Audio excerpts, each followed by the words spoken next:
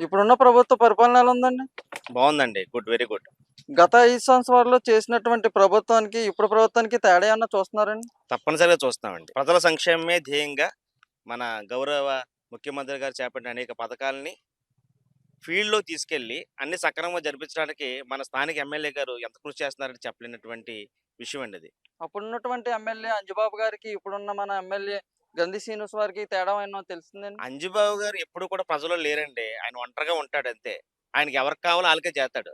కానీ గన్సీని గారు ప్రజల మనిషి అండి. అందరికీ మేలు చేస్తాడు. ఎవరెళ్ళినా కాదండడు. గన్ హాస్పిటల్‌లో ఉన్నట్టు పేషెంట్లు ఆ ఇంటి దగ్గర ఇప్పటికి జనాలు అంటూనే ఉంటారు. ప్రతి సమస్యకి ఆయన దగ్గర డైరెక్ట్‌గా ఎళ్ళిపోతారు. మధ్యలో మీడియేటర్లు ఎవరు ఉండరు ఆయన దగ్గరికెళ్ళడానికి. నిజమైన నాయకుడికి ఉండవలసిన లక్షణం అండి. త్యాగంతోటి కూడినటువంటి విషయం కనబరిచి తప్పనిసరిగా భీమవరాన్ని ఒక జిల్లా కేంద్రంగా చేయాలనేటువంటి పట్టుదలతో ఆయన ఉన్నాడు. ఆయనకి పదవి ముఖ్యం కాదు. జిల్లా కేంద్రం ముఖ్యం. ప్రజలు ముఖ్యం. పూర్వం ఉండేవారండి అలాగా దానకర్ణులు. మళ్ళీ ఇప్పుడు చూసేది ఒక గన్సీన్ గారిని మాత్రమే చూడగలుగుతున్నాం అలాగా.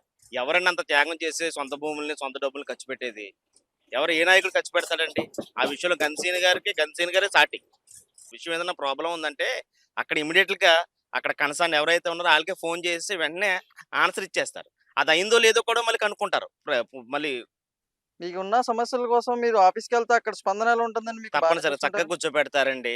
ప్రశాంతంగా ఉంటదక్కడ. టీ ఇస్తారు, నీళ్ళిస్తారు. వచ్చినోళ్ళు విధానం బట్టి వన్ బై వన్ పిలిచి తొందరగా విషయాన్ని చక్కబరిచి సొల్యూషన్ వెంటనే ఉంటదండి. పరిష్కారం అనేది వెంటనే ఉంటది ఆయన దగ్గర.